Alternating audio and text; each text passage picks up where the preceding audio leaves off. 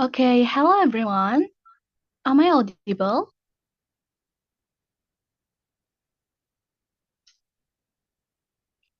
If I'm audible, you can raise the thumbs up from the reaction feeder.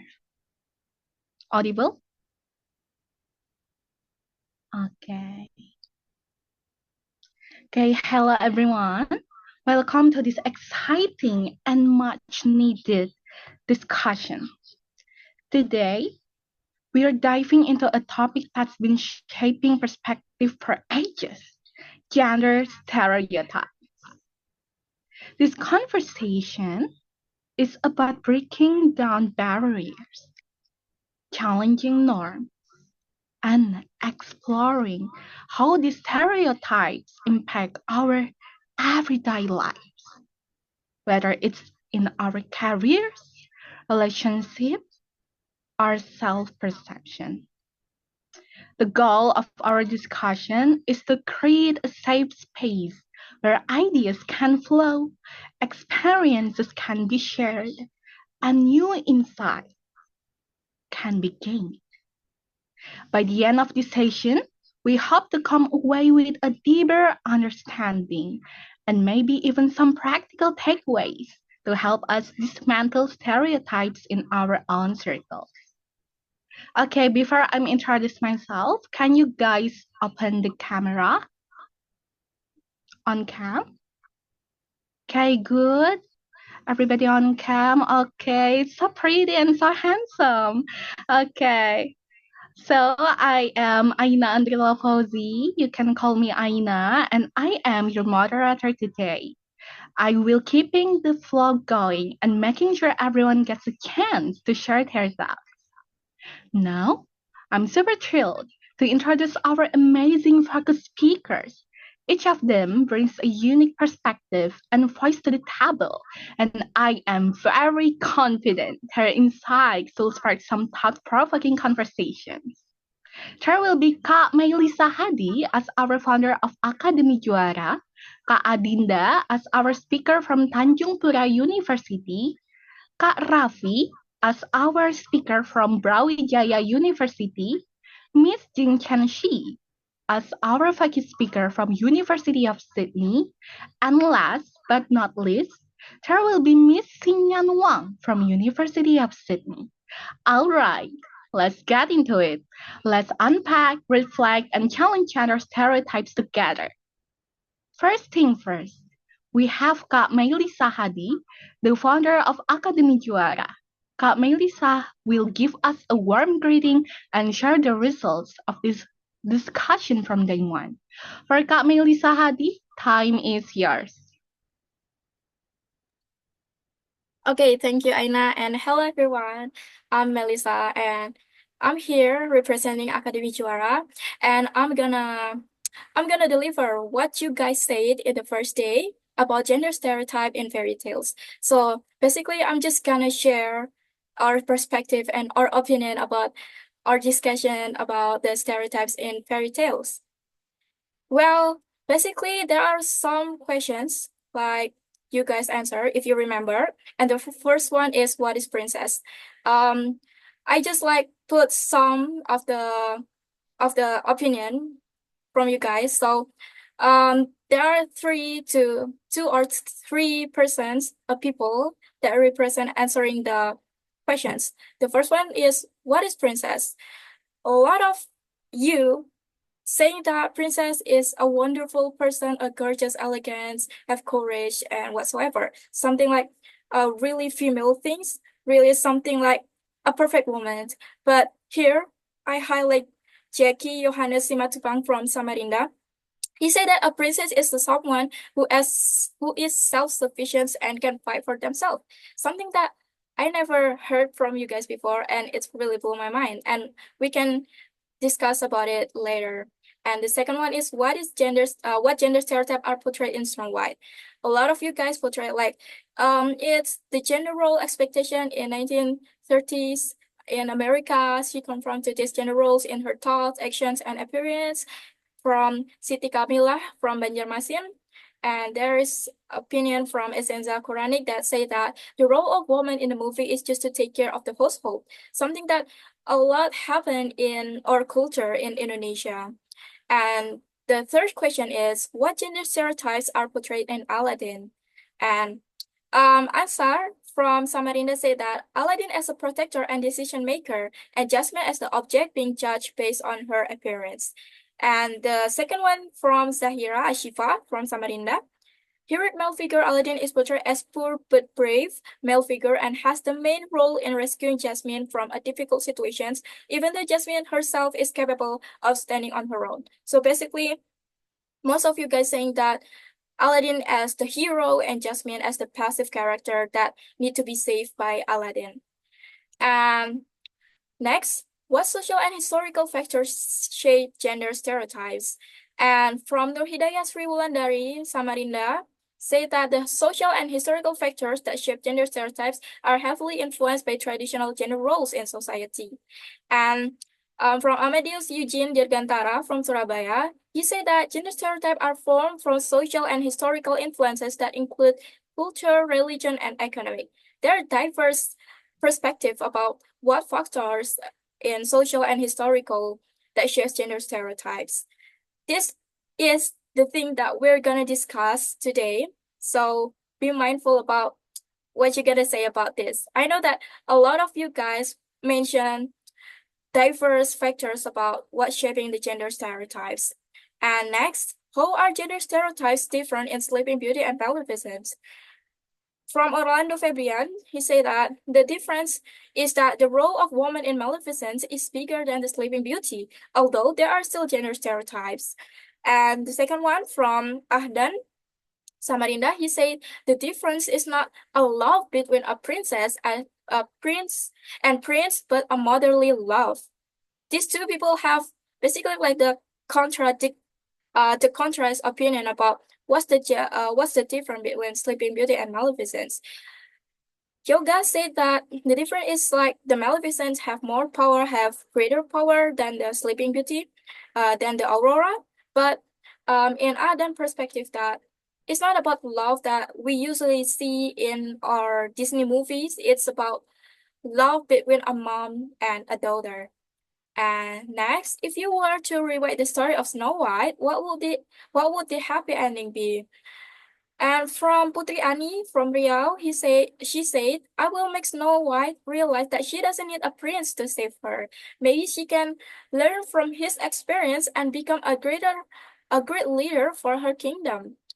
And from Ahmad Sadiq Fauzan from Kutim, he said, which will certainly need other people to help her, not necessarily a prince, man can be formed, the help of other parties.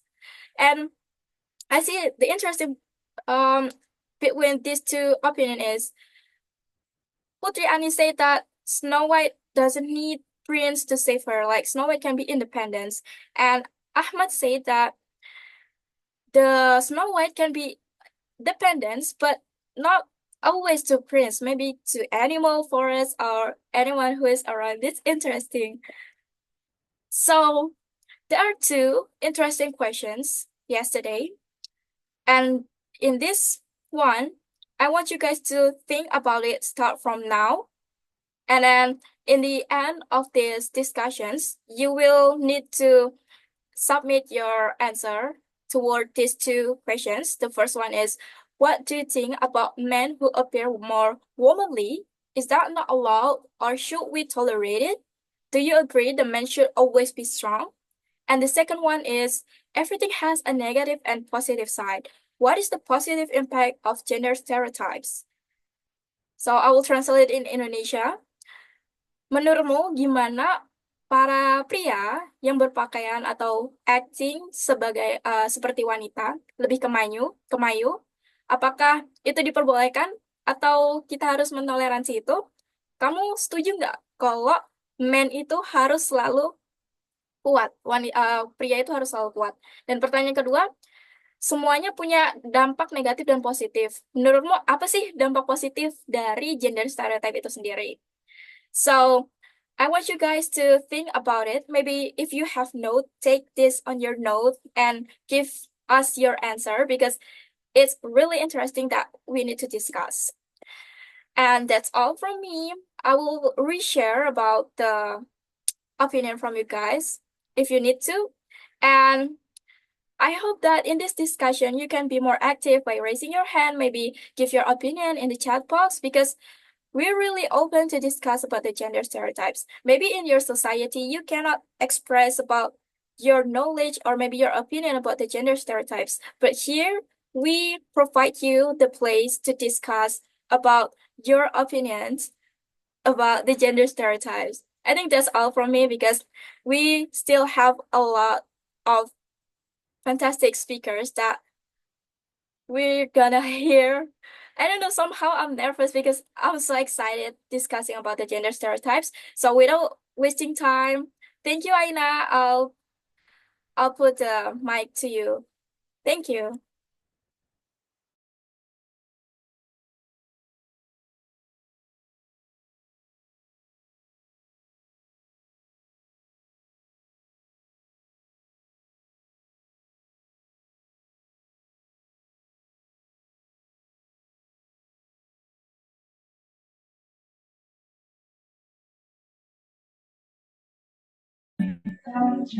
Wait, is it great? Hello, yeah. Wait, All right.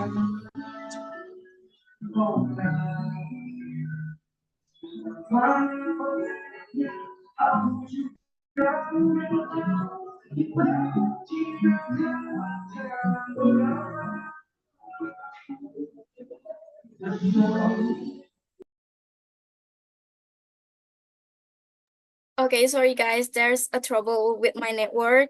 I'm sorry, Dinda. I'm gonna reshare the screen right now. It's okay. Thank you, May. All right, guys. While we were waiting, hello everyone. My name is Adinda. I'm from Tanjung Pra University. Do you guys ever heard Tanjung Pra University? Does anyone know where it is? I bet you guys. It sounds familiar, but it's in Pontianak. So once you guys come to Pontianak, let me know, and I'll walk you through Pontianak. My gratitude for Akademi Juara and also for the host for this forum. It's really an interesting topic, and I'm really exciting to to talk about this gender stereotype, especially for women in Indonesia.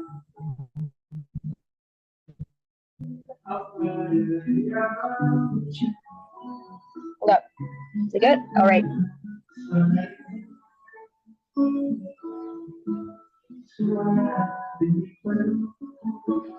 Okay. We can start.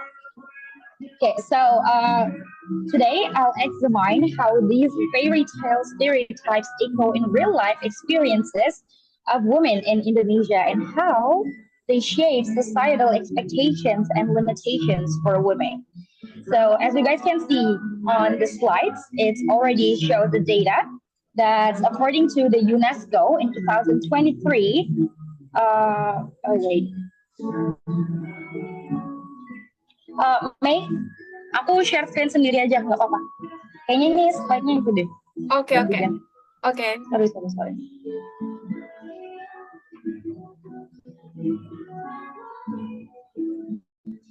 Bentar ya. Sorry guys, sorry.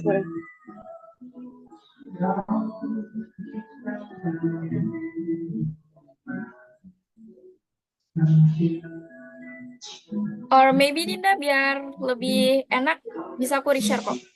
Bentar ya. Ntar aku coba. Oh.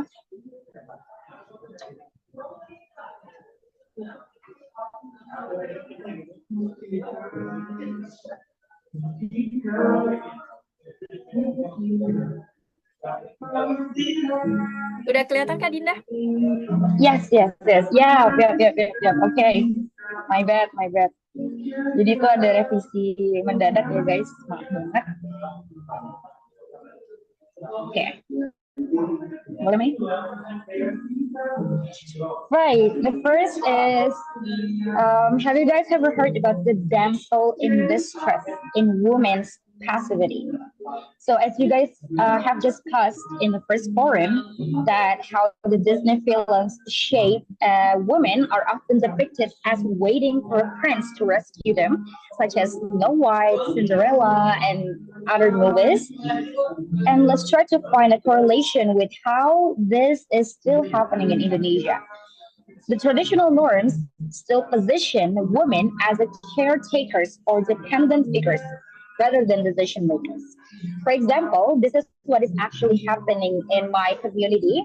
So, just a first information for you guys, I live in a border area between Indonesia and Malaysia, so it's far away from the big city. As you guys know, what is happening in rural areas, especially in border area, we're lack of everything. We're lack of education. We're lack of healthcare. We're lack of everything, literally. So in rural communities, especially in my communities, women are often expected to prioritize marriage and a family over education or careers. That's why there's the data shows that according to UNESCO in 2023, it's not it's new, yeah, it's like last year, so it's still a new data that we use, that the school dropout rate for Indonesian girls increases significantly after primary education due to societal expectations of domestic roles. This is terrifying, right? And then we go next.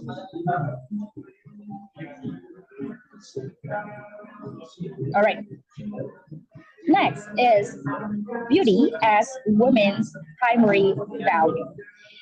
You guys, I'm a big fan of Disney. I'm really a big fan of Disney. I'm completely a massive fan of Disney, right? So I watch almost the whole movie of Disney, and not even one of them.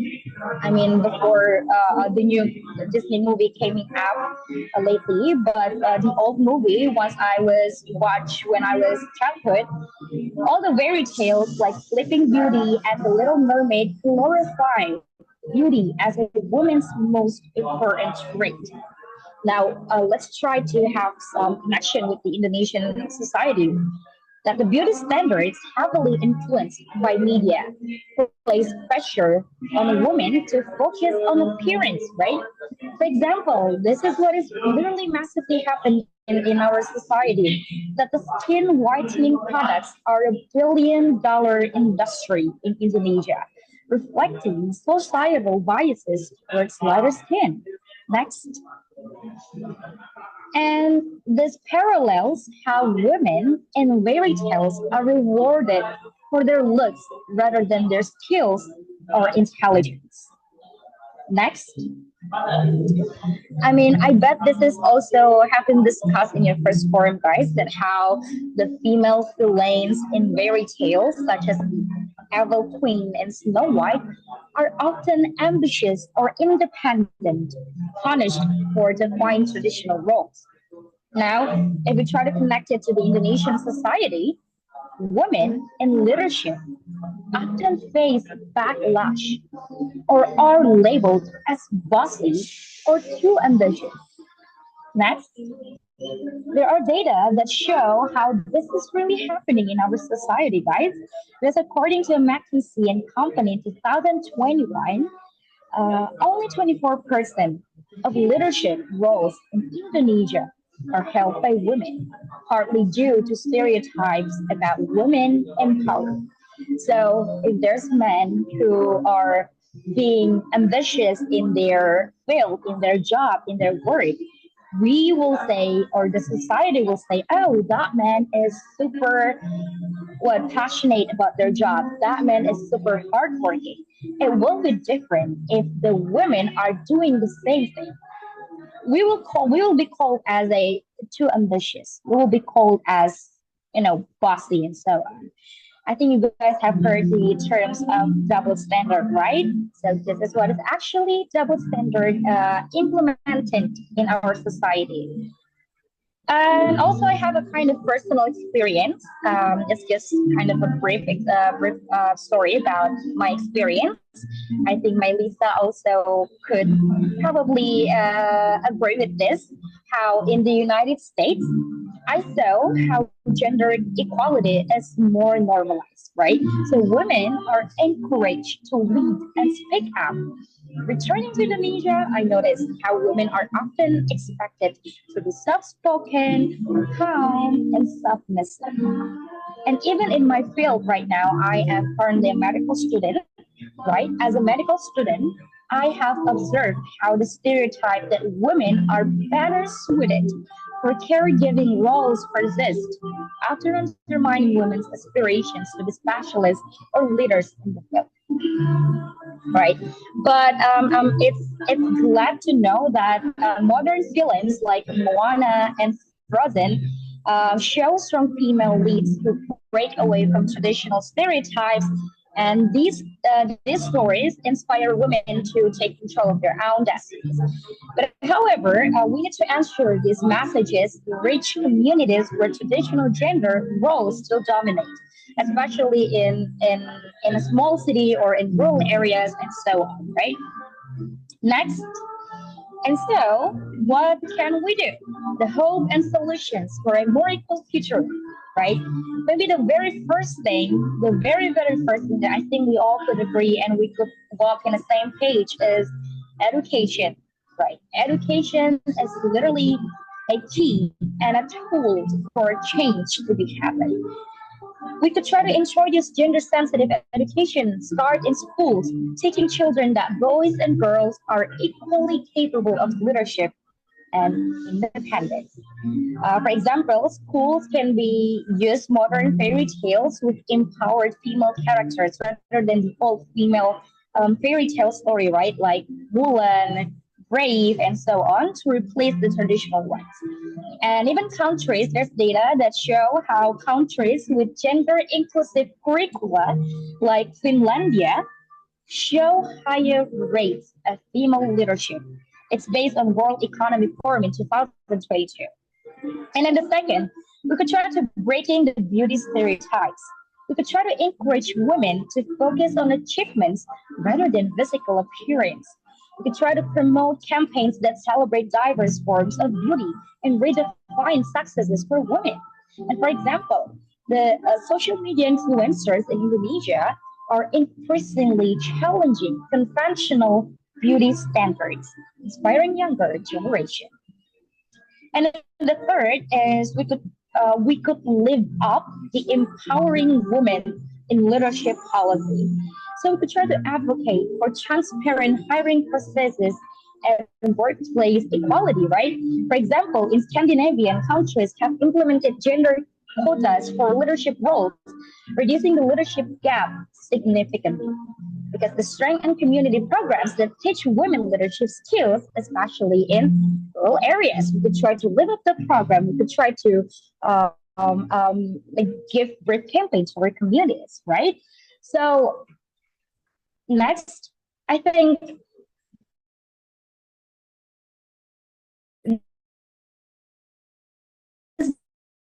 stereotypes thing should not be solved because once we stop talking about this gender stereotype, we stop talking about the gender equality, why it doesn't. Our generation, our society will stop talking about it, and nobody will talk about it. And the women, the inequality in gender will still be happening in our society. There's some quote that says gender equality is not just about women gaining their rights. It's about creating a society where everyone works together to build a fairer future. You know, by challenging the stereotypes, whether in stores, education, or daily life, we can empower women to create their own narratives. And by actively engaging the discussions, you guys already tried to make a one step forward to change the inequality of gender equality. Wait, I just saw it in the chat. What if you marry to recommend? No. Yep. We really should cut off the string of what is actually happening in our society, especially the inequality of gender, the stereotype that has been leveled to the women. Everyone in this forum, you guys are brave, or you guys are great for taking the first step in breaking the cycles. And I think after this we could have more discussions, but I think we have the limitations of time. I also would love to hear from the next speaker about their insights, about their experiences, probably, and your great thoughts and your great perspective, guys. I think that's all from me. Thank you so much for the time. And I hope you guys enjoy the rest of the discussion. Thank you. Giving back to the moderator.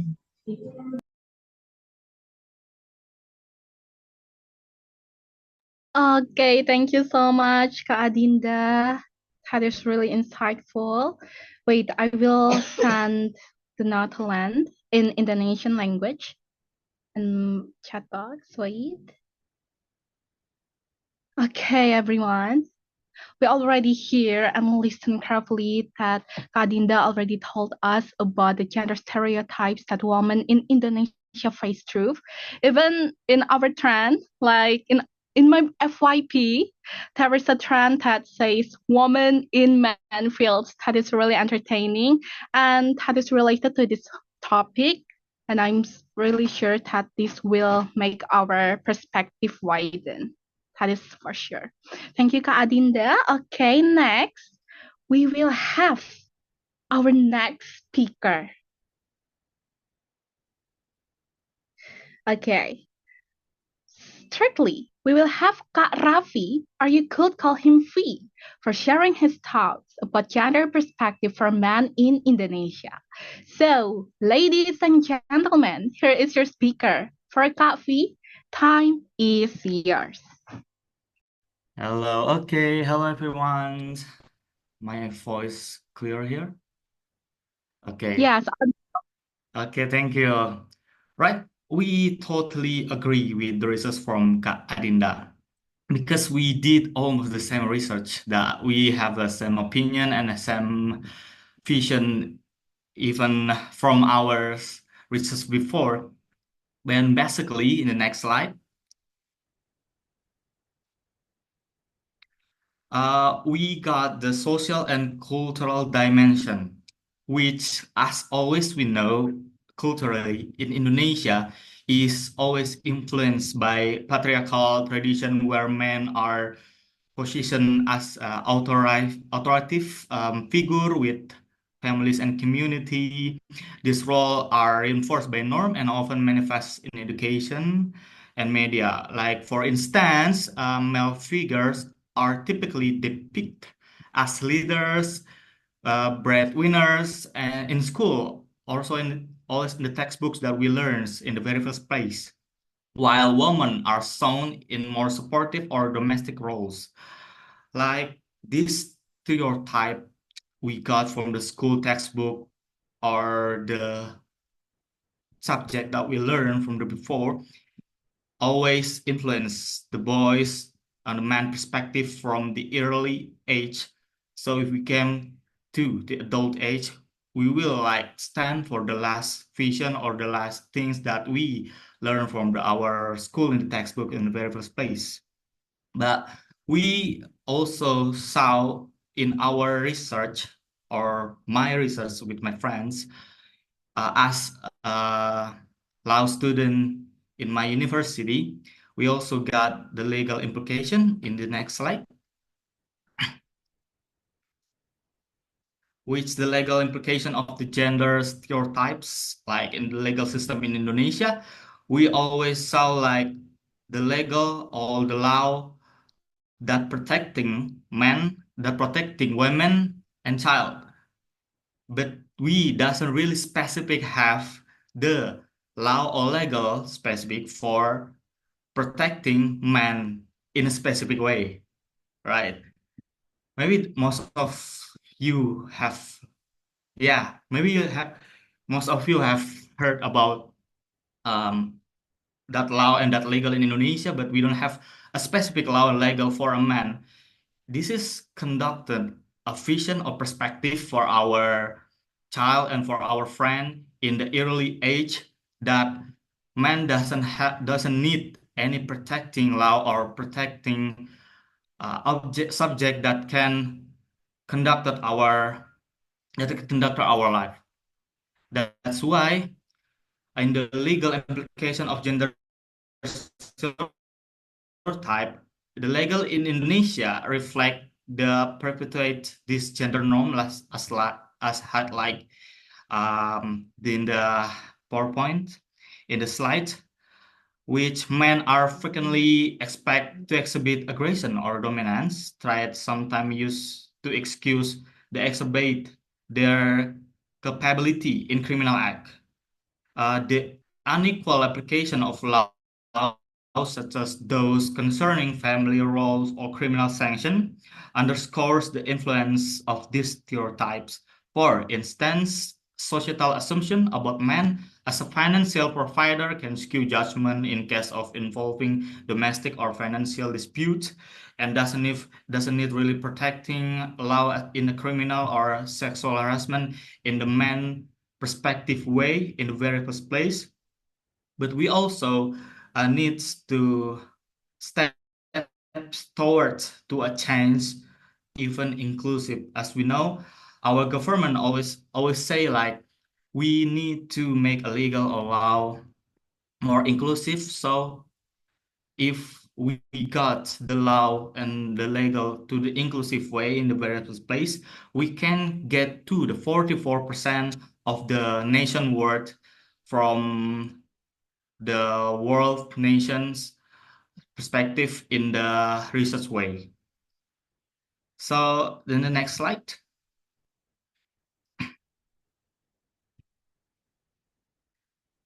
What's the step toward the change? We have a suggestion from a lot of journal and experts in their way, which I will share the reference in the end of the slide. The efforts to dismantle this stereotype require multi-phase strategies, like as we saw, education reform, like updating our curricula as the things that curricula says in our speaker before, Kak Dinda, with our perspective is really conducting and really support the argument that we conducting right now. We need to updating our curricula to portray men and women in diverse role is essential, like encouraging our emotional intelligence in boys and redefining masculinity can begin at educational level, because this educational level will encourage at the early age of the boys perspective. And second one, legal institutional change, like gender sensitive training for judicial or law enforcement personnel can mitigate biases in the judicial process, like legal forms addressing systemic inequalities such as disparities and sentencing, like crucial things in the legal way. And the third one, public awareness campaign. So we need to promoting positive, inclusive portrayal of men in media and public discourse. So it can help to shift the societal attitude towards masculinity. From the public awareness and the legal institutional change, we also can revising our law and our perspective in the early age, so we can get to the community advocacy, which we will engaging local leaders and communities in dialogue about gender roles can challenge and transform and support cultural self. We still need one community or or a lot of community that can advocate our perspective in the side of gender stereotype. But there isn't it, yeah. And the key point from the legal perspective, we saw the lack of recognition for the male victim, like assisting in our KUHP. We see that there's the lack of recognition for a male victim, where there's a lot of women victim that recognizing in our cases, but we don't have a recognition from our law in the very first place. Also, the inconsistent protection under the law. While the recent legislation, such as the sexual violence crime, we we also see the inconsistent protection under the law and also the impact of the cultural norm. We deeply ingrained cultural perception in Indonesia view men as inherently strong and resistant to victimization. This societal attitude discouragement victim from reporting crime due to the fear of judgment, ridicule, or being perceived as weak. Where, yeah, I see in the chat box, like I agree, personally, I'm a feminist, but I believe sometimes, yeah, we see that in the feminism way and also in a man way, we still need our recognition. We still need our where's the inclusivity of the social view and the social and the legal view in our country specifically. That's why we see that we see that the inclusivity need to be more redefining in our early age, also in the school textbooks. So the next slide. Yeah, this is my reference. If you guys want to take a screenshot or picture with it, so we can do a research together, which one is the best decision for our community and for our lack of disparity in the very first place. Thank you very much. We are very agree, and me and Kak Dinda have the same vision for it. Thank you. We back to the moderator. Okay, thank you so much, Kak Raffi, Kak V. You can see the chat box is filled with the comments from our participants. They are so active and agree with your guys' opinion and also the research that you guys already did. So I will send another link to the group. Wait. You guys are so awesome. Okay, everyone.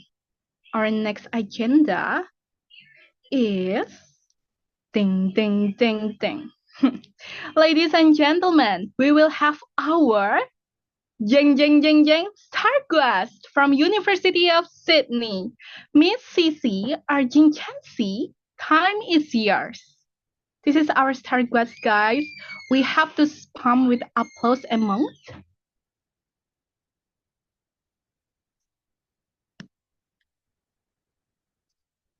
Oh my god, you're so pretty. You can see. Yay, welcome. Okay. Wait. Oh, I'm sorry. I'm so sorry. No worries. Okay, I'm so sorry. Wait. Okay. Here will be Miss Sinyan from University of Sydney that will give us the response of our discussion. For Miss Sinyan, time is yours. Hi everyone, can you hear me? Yes, it's audible, Sinyan. Hello. Oh, thank you, Anya. Yes, welcome. It is my great honor to be here to let me know you guys. I'm very happy today. And in case you don't know me, I am one of the developers of the Gender Stereotypes in Fairy Tales workshop. Yeah, and so I'd like to talk about the questions we need to discuss in day one. Next page, please. So let's talk about this question. What do you think about men who appear more womanly? Is that not allowed, or should we tolerate it? Do you agree that men should always be strong? I'd like to share my opinions about this question. So for the first one, I believe that first we must respect everyone's behavior and way of expression. When someone hasn't done anything to harm others, our judgments about them are essentially unimportant and even meaningless. But this kind of meaningless behavior can also lead to some bad results. And masculinity or femininity are just personal traits. Yeah, and everyone is born into different environment and receives different cultural and educational influences, which leads to different forms of self-expression. Therefore, accepting others' traits is more essential. And regarding whether men should be strong, my answer is that you don't need to worry about too much about what certain people in society demand of you. As a man, as a woman, you have the right to choose whether or not to be strong. I know it's very hard, but in fact, strong has many manifestations. It can refer to physical appearance or inner strength, depending on what effect we want to achieve. For example, I believe everyone here today is strong. The fact that you are attending this activity, you are the participant of this activity, shows that you have some awareness of gender stereotypes and you want to or are seeking change. This itself is a demonstration of strength. Therefore, everyone has different understandings of what it means to be strong, and we all have the right to express ourselves. Everyone have moments of strength and vulnerability. So we should accept each individual's uniqueness. Yeah, this is my answer for this one. And next page, please. Thank you. So we also need to talk about the positive parts of the gender stereotypes. There is also something we can't ignore about the gender stereotypes. So the first one, I think, is during the adolescence, when individuals' ideologies are not yet fully formed. Gender stereotypes can serve as an early framework of growth, providing a certain degree of protection. When some young people have yet to establish a clear understanding of themselves and the world, these stereotypes can offer some basic behavior guidelines for them. But however, it is crucial to emphasize that this protective function is time limited. It is like the chaining wheels on a bicycle. Helpful for maintaining balance at the very beginning, but they should also removed as we grow up and our understanding develops. So this is the first point. The next is these stereotypes may offer some individuals with a sense of belonging. When someone aligns with certain gender role expectations, they may feel recognized and accepted by the society. For instance, a boy might be praised by his friends for demonstrating bravery, while a girl might be praised by their families for showing empathy.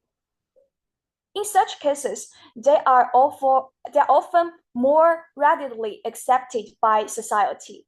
This acceptance can enhance their confidence and help them find a sense of belonging within the group. Yes, this is my answer. Thank you very much. Thank you so much, Sinyan. You're so insightful. Okay, wait. I will send the Indonesian version of your answer in chat box. Okay, I'm totally agree with your answer. Okay, next we will have Miss Cici from University of Sydney. So ladies and gentlemen, here is your focus speaker, Miss Cici. Time is yours.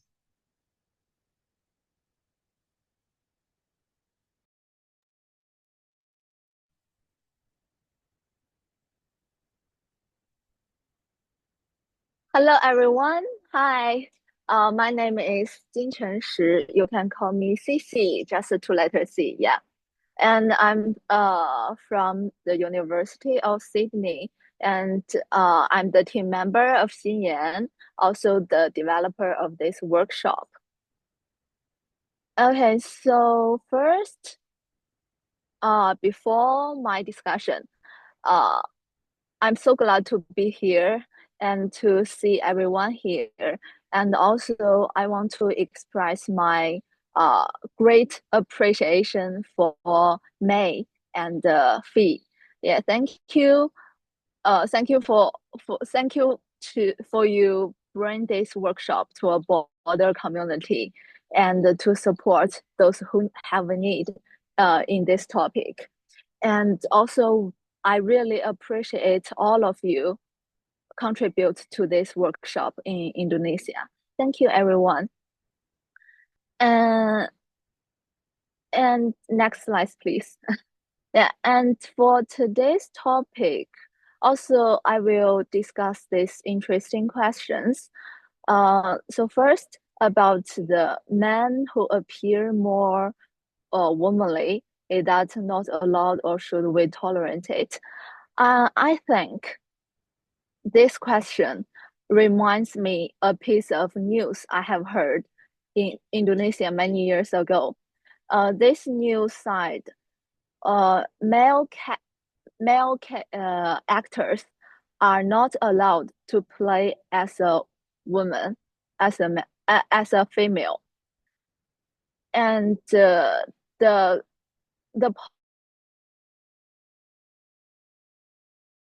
policy youngers value. So I think this news is a very meaningful illustration for this question. So my opinion is that we need to notice that men appear more female does not devalue them. Actually, if a boy who appear more like a girl, I think it is just reveals a different aspect of the big picture of humanity, and it reflects a diversity of humans' characters. So this question actually reflects the problematical opposition between male and female. Like male is traditionally considered as a symbol of strength, independence, self-confidence, and determination, while the girl, or the female is often associated with emotional, sensitive, and beautiful appearance like that. So I think both female character and male character, or we can say masculine or feminine, are socially constructed characters, and each person, both the boy and the girl, may have different components. So we need to delabel the certain character of a boy or a girl. And in terms of is that be allowed or should we tolerate? I think first these two words, allowed and tolerate, I can't agree with these two words actually.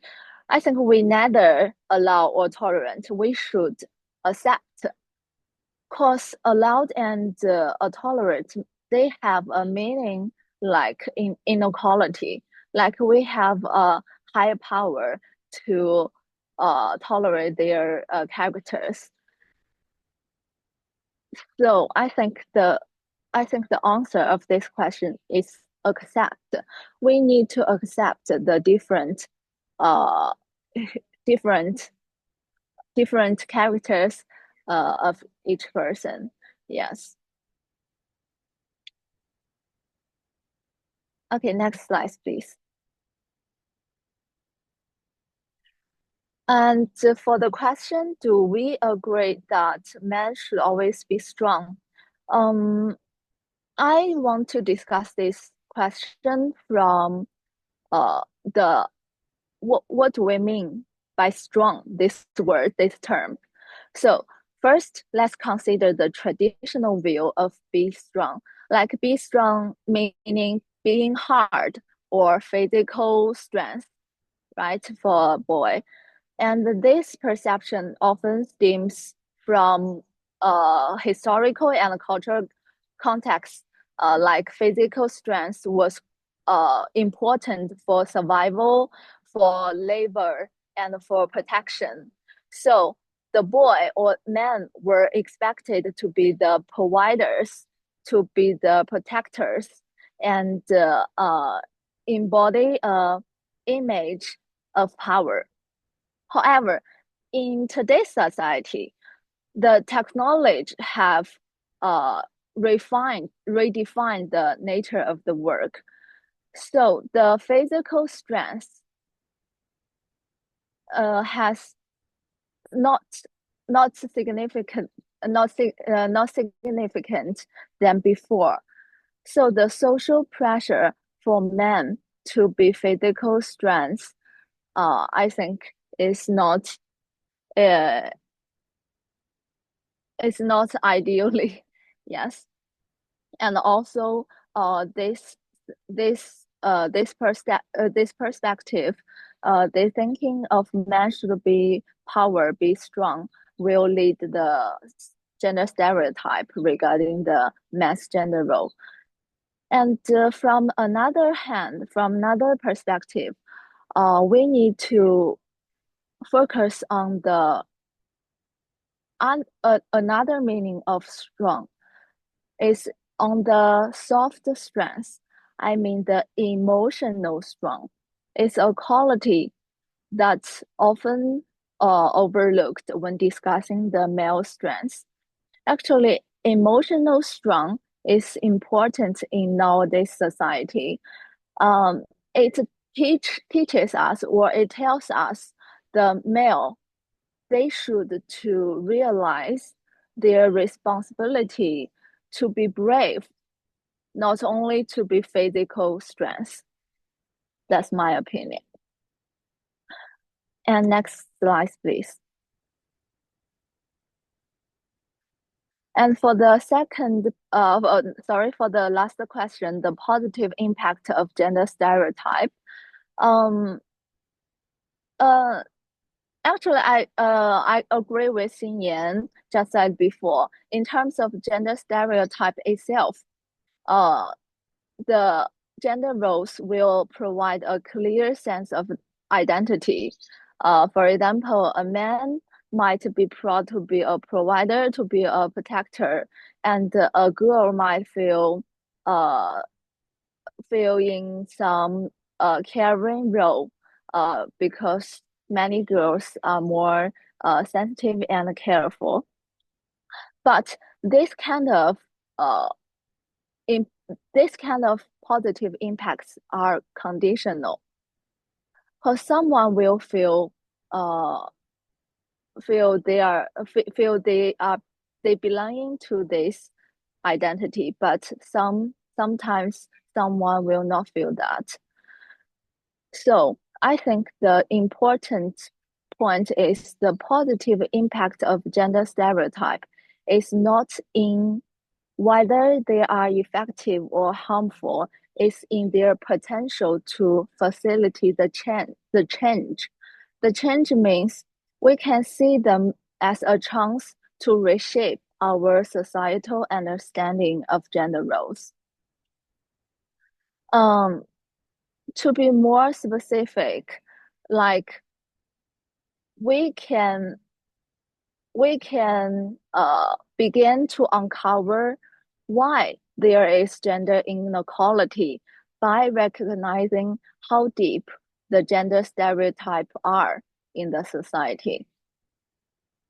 So, the gender stereotype, the recognition of gender stereotype provides us a chance to create an opportunity, in other words, for everyone to redefine what it means to be a man or a woman in today's society. That's all. Thank you. Okay, thank you so much, Cici. Your Thank answer is you. oh my god. Okay, wait. Understand the translation. Okay. For the next agenda, we will have the Q&A session. So for the participant, please raise your hand. Yes, only two participants that can ask our request because our time is really limited. Any question, guys? You can raise your hand. Raise your hand. Raise your hand.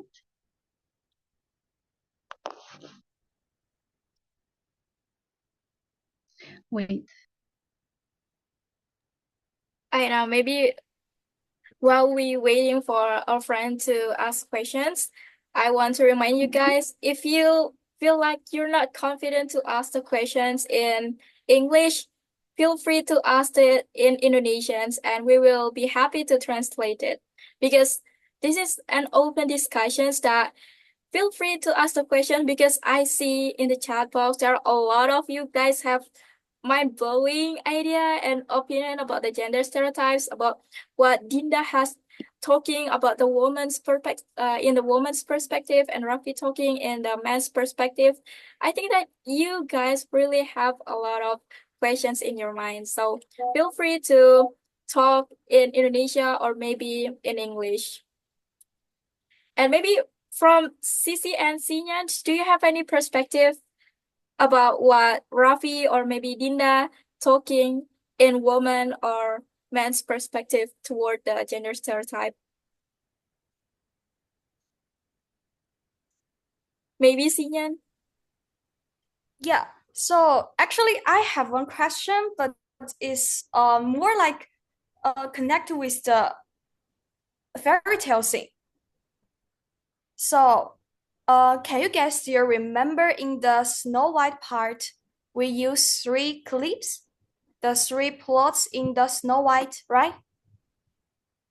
And the last plot is about the prince kiss the princess, kiss the Snow White, and Snow White wake up, right? And can you guys find that the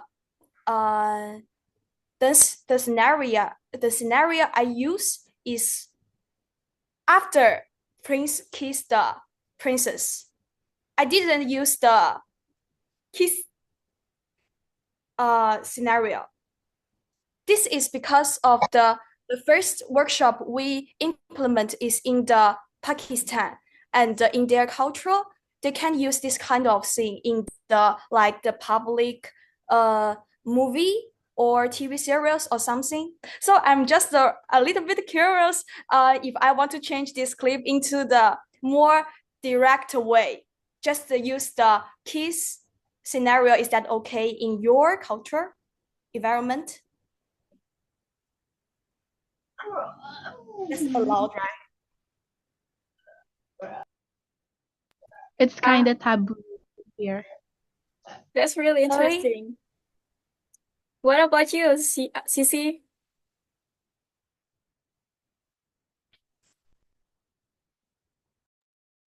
You mean the case scenario, right?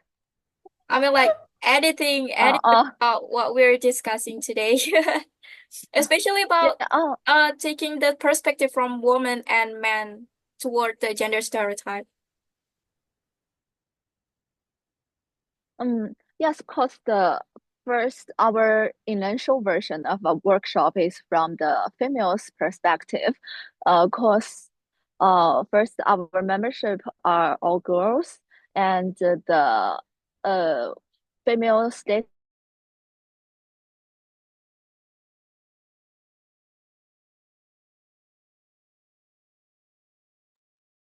Sorry, maybe the connection is lagging.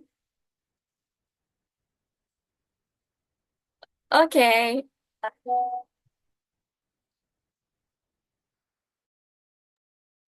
Oh, there's one question.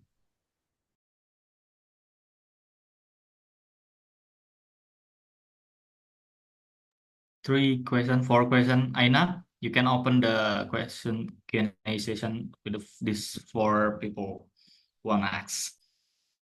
Okay. The first one who raised their hands up is Ray Muhammad Rafi Faris Fadila. You can open your mic and ask the question you want to ask. Time is yours.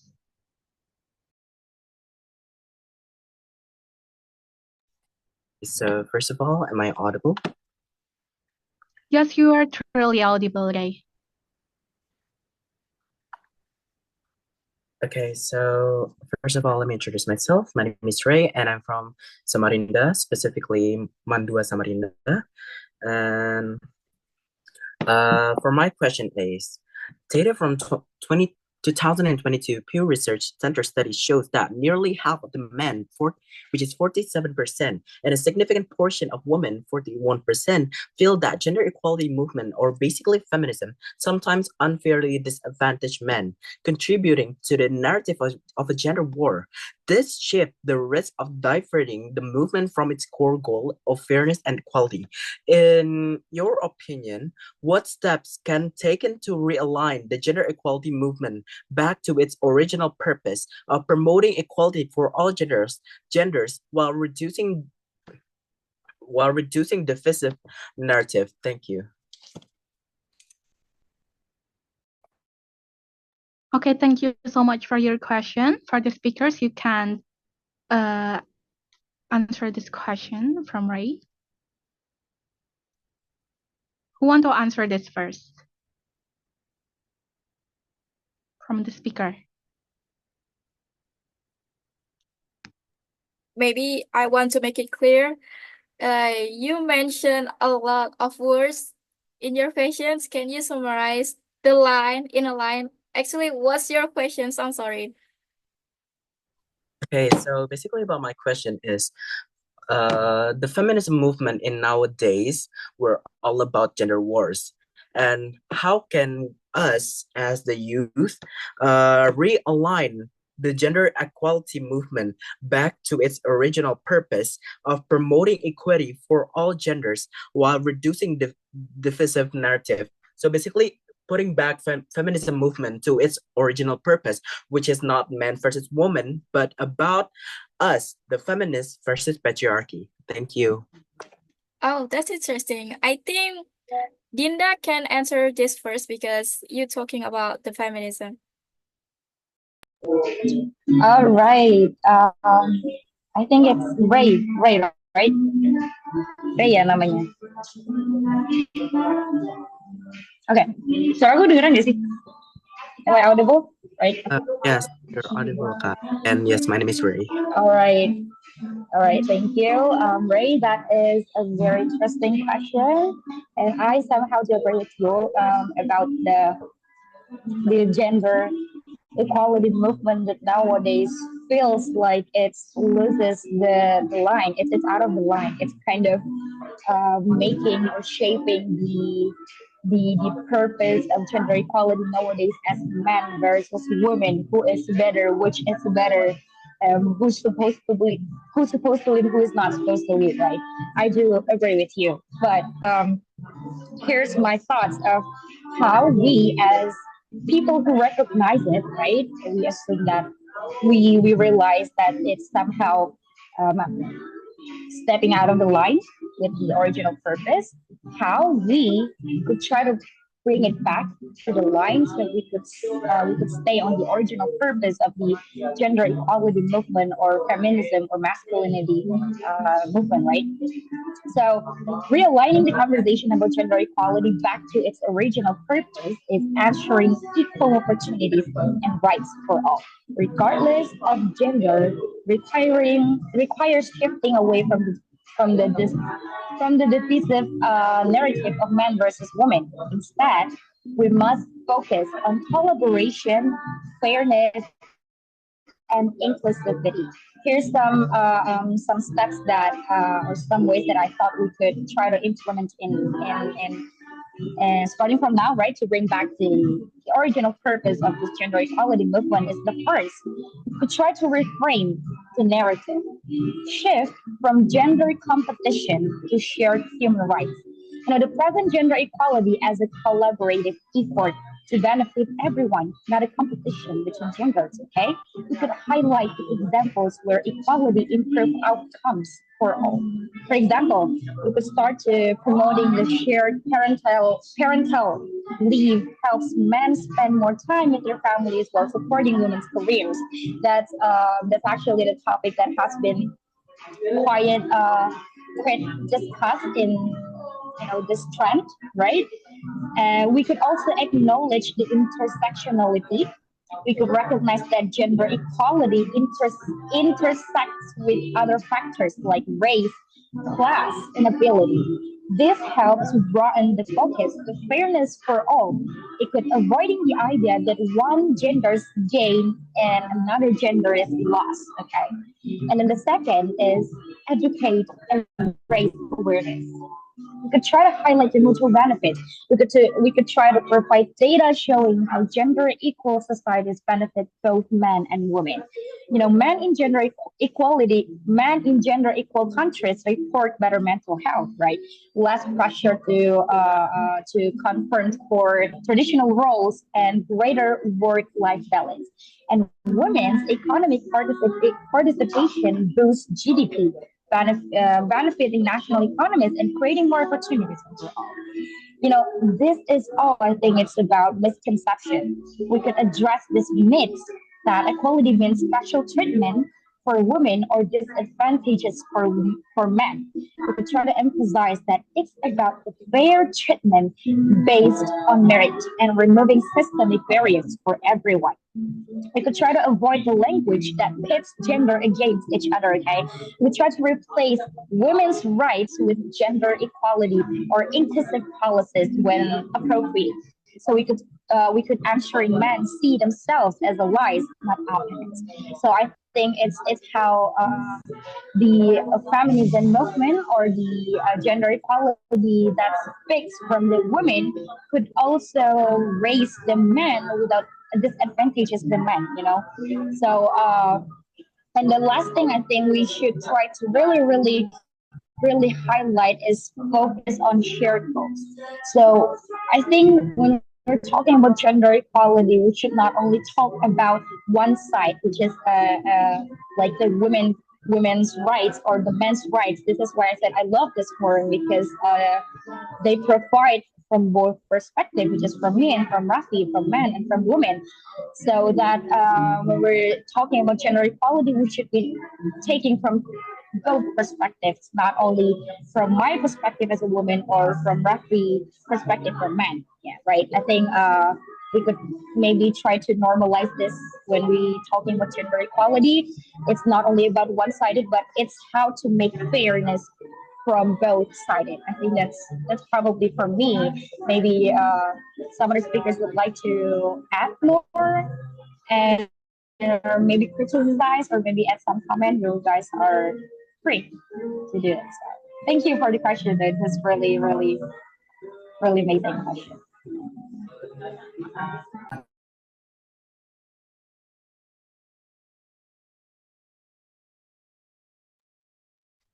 Okay, for the next question is Kak Reno. You can open your mic and ask the question. Okay. Hello, everyone. So for the first, I want to introduce myself. My name is Reno Apriano Bevi Putrawan. So I want to ask my question for a Sinyan. Can I ask for Sinyan? Yeah, of course. Please feel free to ask. So I want to ask about the traditional culture. So in traditional culture, we have a very much a gender stereotype in our culture, especially in Indonesia. In Indonesia, we have a culture that include the gender stereotype. So my question is, as the people of a citizen, we have to make a culture is expand to international or a national, okay? But it's against with a gender stereotype. I hope you understand. So maybe some my friend can sorry. It's I'm fine. kind of Take your nervous. time. Okay. Could you please explore I I about lost my vocab. I lost my vocab. Sorry. So okay, like this. So in a traditional club and people in the melestarikan or expand our culture. So do you think we have to still expand our culture or not, because in our culture have a gender stereotype like that? Sorry. Thank you. No worries. So your question, sorry. So your question is, hey May. Okay, maybe I can help you guys. Well, basically, Reno asking that in Indonesian culture, there is a lot of gender stereotype. If you Yeah. were Indonesian, will you expand your culture in the world, in the whole world, with knowing that your culture is having gender stereotype? You get what I mean? Yeah. So first of all, I think in my country, there must be some gender stereotypes. It's very obviously. For example, when we conduct our workshop in the Sydney, but the participant is also Chinese. He is a male. His major is nursing, and the difference is very clearly that most of the students learning the nursing are females, right? Because they are more careful and thoughtful, especially like they're dealing with the more vulnerable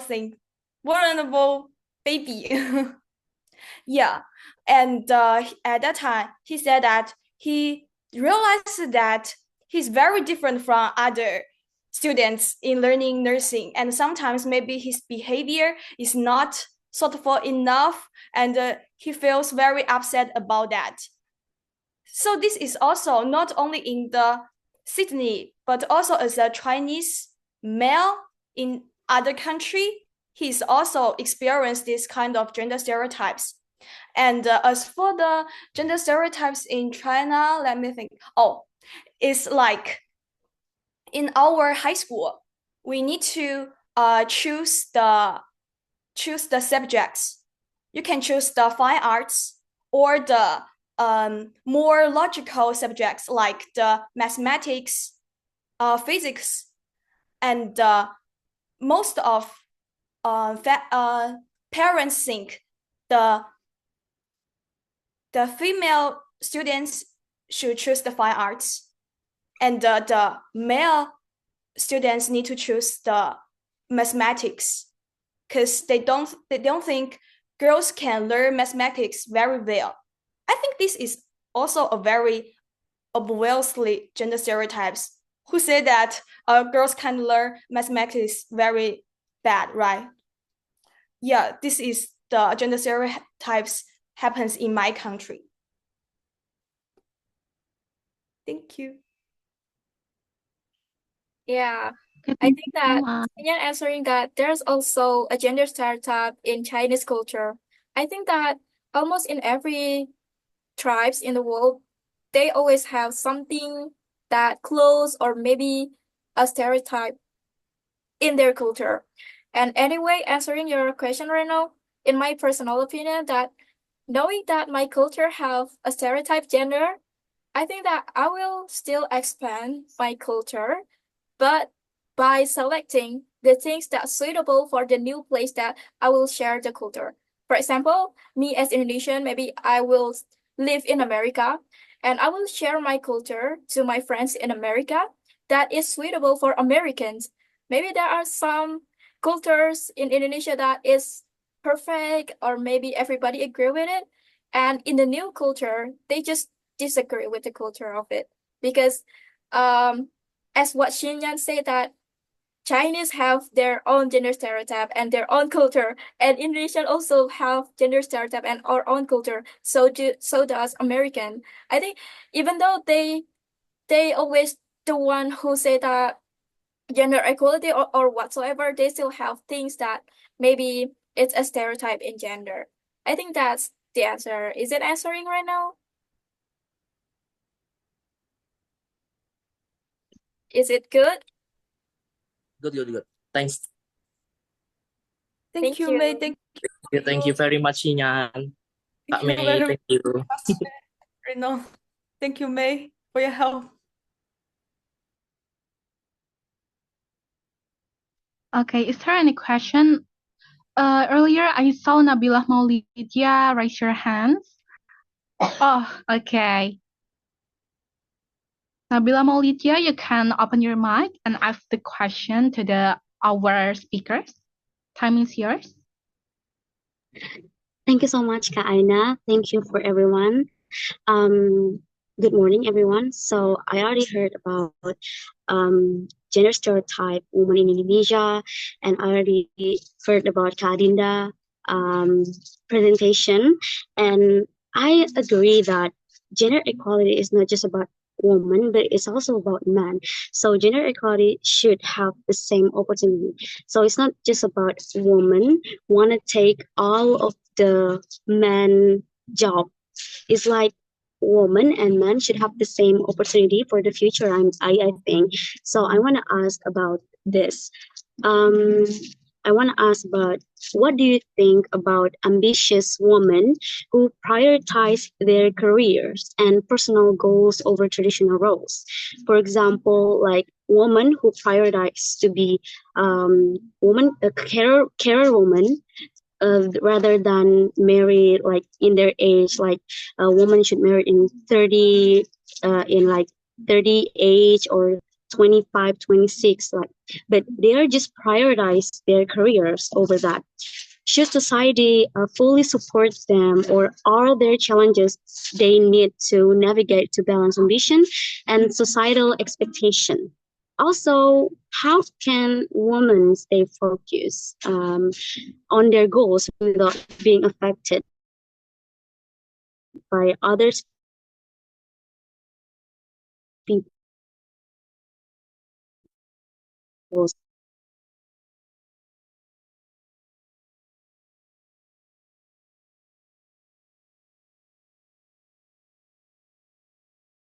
answer that so much. Okay, thank you, Nabila. So this question is for Kak Adinda. You can answer this first.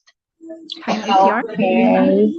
Nabila, yeah. Right, Nabila, thank you so much for the question. This is really, really interesting because I think I've talked about this a lot of times with my friends and even my parents and even my friends in the US about what about the women who is focusing on career more than what the society pressure always puts on the women, such as marriage and so on, right? Okay, here's my thoughts, right? Women who choose to prioritize their careers often find themselves navigating societal expectations that still place a significant emphasis on traditional roles, particularly marriage and motherhood. Okay, however, right, focusing on one's professional ambitions is not only valid but also an empowering decision that reflects individuality, resilience, and the evolving role of women in society.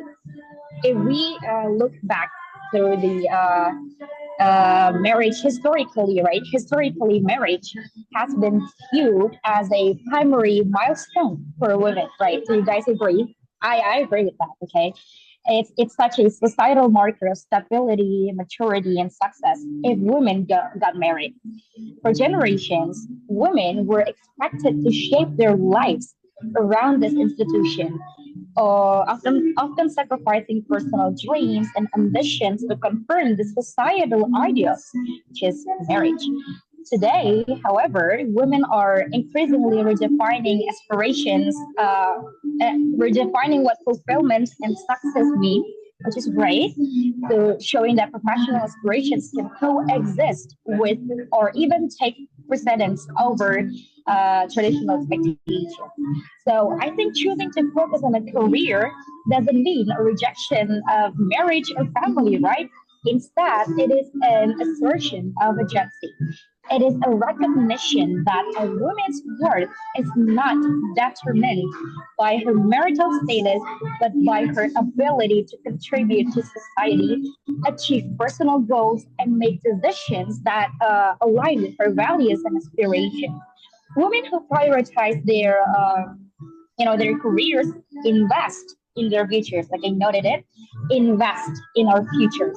We can gain in financial independence and self-confidence that can enrich every aspect of our lives, including relationships that we probably want to experience in the future. The society often perpetuates that stereotype that career focused women are missing out, or are, that's what I'm saying in my presentation, too ambitious, as if ambition is a flaw rather than a strength, right? But these stereotypes ignore the fact that career success can bring not only personal satisfaction, but also broader benefits to families and communities. Successful women can inspire others, provide for loved ones, and shatter barriers that once confined women to domestic roles only. And I think why this is important, because ultimately women who prioritizing their careers serve as a reminder that the roles and opportunities are available to women today, uh, which is great, right? As a woman, we have to really, really take this opportunity, because the society has started to change, where it gives us, it allows us as a woman to contribute more to society other than only doing the domestic roles. By challenging these stereotypes, we have to challenge these stereotypes by breaking the rules and the cycle and embracing our ambitions as women, or we could pave the way for future generations to live freely. We could cut the string, and we could authentically and unapologetically changing the stereotype of women in women who are focusing on career. Okay, so it's not about choosing between career or marriage. I think it's just about the person or the individual's values and the goals and the focus and the purpose of the individuals in their lives. So I think uh, uh, we should not be shamed, we should not be guilty as a woman who choose to focus on career more than a relationship, or we could probably say it clearly marriage. That's our my opinion. But I think if you guys have any thoughts or would like to have some other comments, you guys are free. Thank you so much for the questions. Really interesting. Okay, thank you so much, Kak Adinda. Okay, Sisi, you may also answer the question. Time is yours. Yes, thank you for these interesting questions.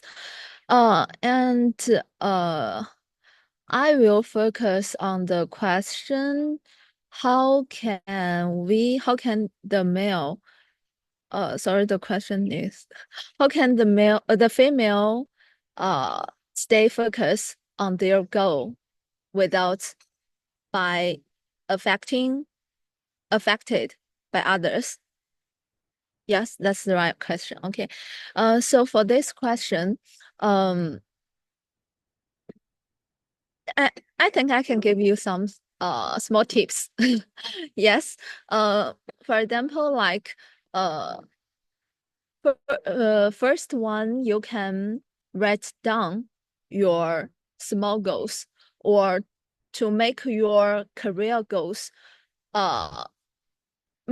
break your career goals into the smaller one, make them achievable. Like the step one is to read some book. The second one is to follow others' advice, like these small tips. And cause you need to understand why this goals is important for you. So this strong sense of purpose of goals can help you to achieve your ambitions over others' opinions. And the second step could be, I think, is to set a limitation or set boundaries between you and others. Like you can learn to how to refuse. For example, refuse others invitation or others invitation to participate in some activities you actually don't want to attend. Yes, because refuse is a kind of challenge for yourself to build your confidence and to build your ambitions, your self-identity. You can identify what kind of activity is important to you through this kind of tip. And another tip, I think, you can build up a support network.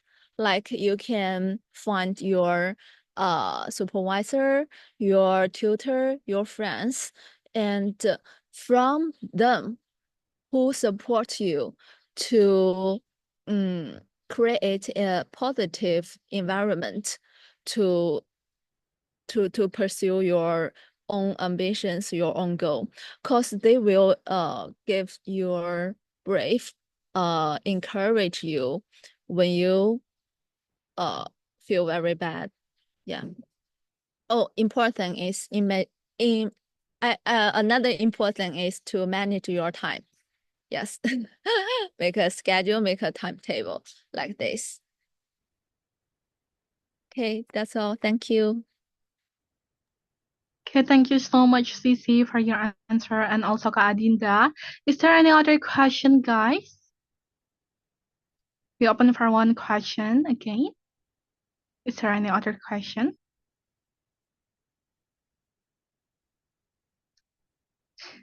Okay. Excuse me, everyone. This is not new answer, I think, but I just continue the discussion. Karinda, I want to ask you about maybe this personal, but we are a woman who prioritizes career more than everything. But if one day there is a man who comes to you, one day, like maybe want to give you something like love, maybe, okay, and then you want to prioritize your career, you don't want to meet like such a man, but this man is really your type, like you are dreaming to meet this man, you don't think like this man will break your life, but this man will give you something, will support you, will maybe if you want to join competition, this man also join with you. If you want to go where, this man will always stand for you. Like this is not just patriarchy man or men who just want love or just want something from you, but this man want to support you in your life. And this man is really your dream man. What if? Do you want to accept this kind of man? Do you want to grow with him? Okay, so what if you don't want to prioritize marriage first, but will you still accept this man? This is like a rare man. Like, you know, in my high school, I never found like a guy, you know, a boy who can be friends with me, who have the same ambition with me. Because I think all of boy is just want to nongkrong, you know, like every day they don't care about their career. They never do their homework. I never found like a waras boy. What is the English word? Yeah, I want to ask you that. What is your opinion? Okay, seems like a very relatable question. Thank you for asking. Well, okay.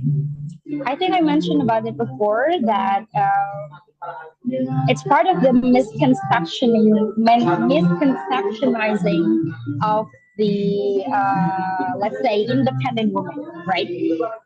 Our society, when they heard about independent women, they tend to think that, oh, that woman doesn't need a man. Okay, that is our society nowadays happening, right? When they heard about someone who is really independent, who is especially women, right, who is really passionate on their fields, they will say like, oh, you seem like you don't need a man. Okay, I would say that is a misconception thing that is occur in our society nowadays, and we need to break that. Okay, because here's the thing: when we see that, when we know our value as an independent woman, that doesn't mean that we don't need help from others. That doesn't mean that we don't need men in our life. It's I think it's a personal value. Okay, so your question was, what if I once found a man who's really, really my type, who is supporting my career, who is having the same ambition with me, but then I'm focusing more on my career than the relationship, right? I think my perspective would say, my opinion would say, first, you gotta know your value first. Okay? You got to ask yourself first what you really want to do. You have to think the kalau dalam bahasa Indonesia tuh plus minusnya, the plus and minus. If you took the chance of being in the relationship with those our type men, okay, we need to kind of analyze first because we really need to be mindful before making decision, especially when the decision is is is seem likely to contribute in so many aspects in our life, right? Because being in a relationship, we somehow have to sacrifice something, right? But yeah, you need to really ask about yourself. Ask to yourself first. Do you really want to do that? Is that aligned with your value? What is the positive and what is the minus thing that you most likely will gain if you're trying to take the decision?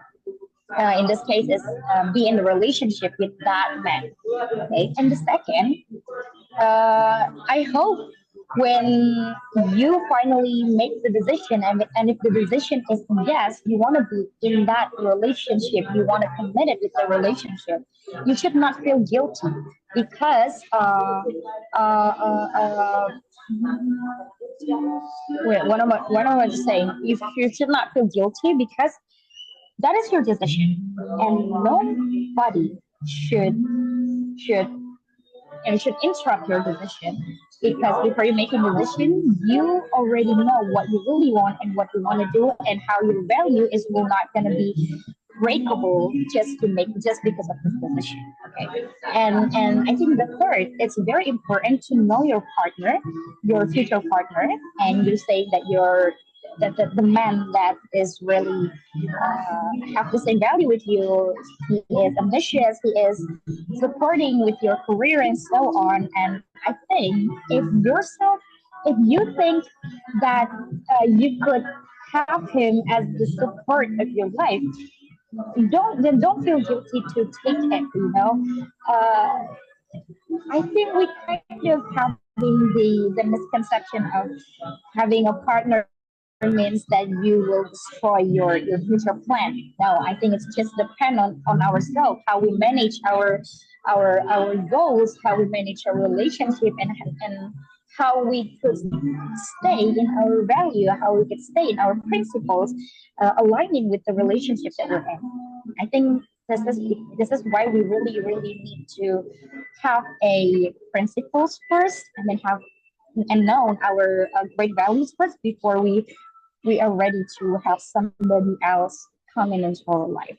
I think overall there's no wrong in to be in relationship as long as you could maintain your value and your principles, and you are sure about it.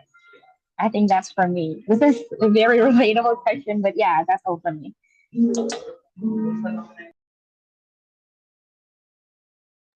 Okay, thank you so much, Kak Adinda. So guys, there are your answer from these questions. The answer is really insightful and really interesting to discuss further. So the next agenda is more and more exciting. The next agenda is we are gonna have the certificate handover for our amazing speakers today. For Kak Melissa Hadi as our founder of Akademi Juara, time is yours. Okay, thank you, Aina, and thank you for all of the speakers that making time for this workshop. And I'm really grateful to meet you guys, to meet these wonderful people that can deliver their knowledge, their experiences toward the gender stereotype. And as the appreciations, I have some like certificates that appreciate you guys for making time for us. First, for Kak Dinda, Aisyah, Nindiani, thank you for sharing your experience and insights about the gender stereotype from the woman perspective. Akademi Juara say terima kasih banyak Kak Dinda. And Such an honor, such an honor. Thank you. such an honor. And second one is Kak Raffi Pramana Putra. Actually, Kak Raffi also the founder of Akademi Juara. And thank you, Kak Raffi, for making time. Thank you very much. And of course, Sinyan Wang. Thank you, Sinyan, for making time in our workshop. And thank you for inviting Akademi Juara to do this workshop with our friends. Thank you, Sinyan. Thank you so much to give me this certificate. Yeah, I know this is so cute, right? And also, Sissy, thank you so much for your participation in our workshop. Thank you for making time. Thank you, Sissy. Thank you so much. It's a great honor. Thank you. All right. I think this is wonderful to meet these people and we get around talking about the gender stereotype because we know that sometimes we cannot talking about the gender stereotype freely in our society or even in our family. So I hope that through this workshop, through this discussion, we have more insight and also have relations. And I hope you guys after this workshop, we can still be friends and we can still contacting each other and learning from each other. I'm really grateful for this occasions, for these discussions. Thank you so much for everyone. And I'll go back to the questions that I asked you guys in my first slide. So you guys feel free to scan and there will be 3 selected best participants in this workshop that you guys, I will give you an honor of certificate too, like what I did to Senior Sisi, Dinda, and Rafi. So just scan it right now. And we'll also share the link through the chat box. Wait. Okay, wait a second. You guys tell me if you cannot scan the barcode.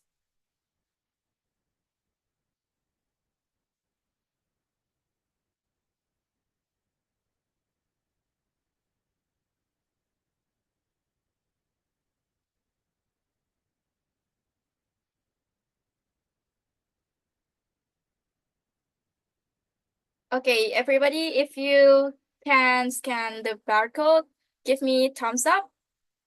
And there will be our team who will give the link through the chat box. Wait. My team, oh my team. Share the link, my team.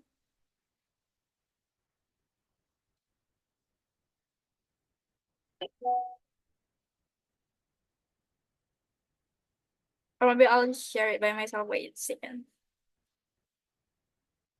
Oh no.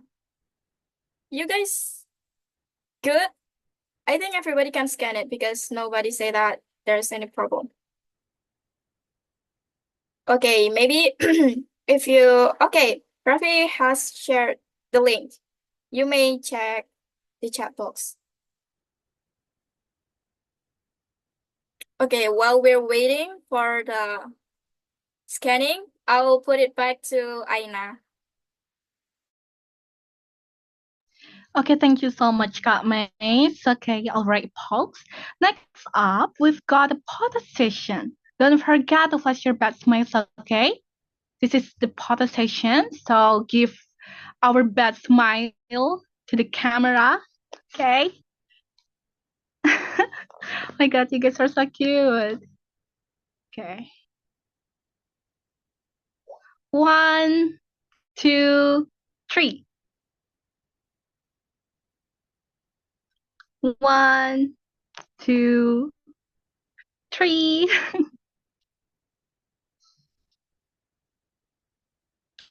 Okay. Thank you so much, everyone who have attended our workshop. Okay. And just like that, we've reached the end of our event. A huge thank you to our incredible speakers for taking the time to be here until the very end of this workshop. We deeply appreciate it. And of course, thank you to all of our participants who actively listened and shared their doubts. Sending big hugs to every single one of you. We hope to meet again in the future to uncover even more fascinating insights and perspectives on life. Thank you and see you next time. Oh, and don't forget to scan the barcode, okay? The participant, so you will get the certificate just like our speakers do. Thank you so much.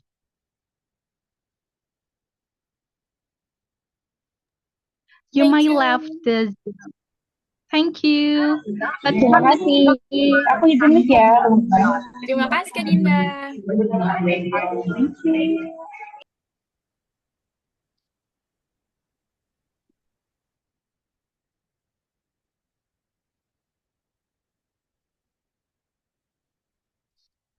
Thank you so much.